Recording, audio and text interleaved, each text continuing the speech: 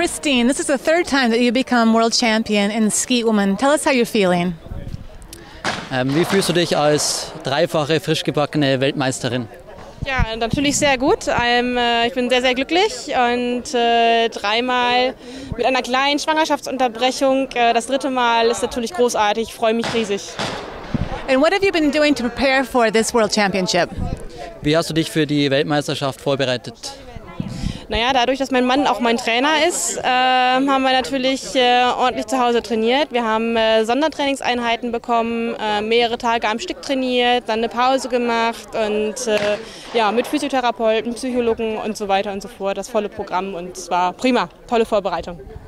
And you're a new mother. Has this interfered in any of your training? Als Mutter hat es einen Einfluss auf deinen Trainings- oder Trainingsablauf?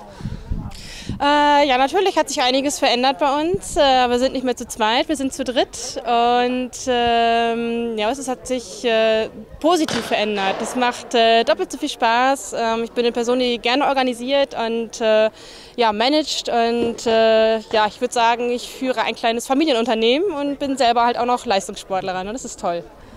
And do you have anything to say to your friends and family at home? Möchtest du noch etwas sagen zu deinen Freunden und Fans zu Hause?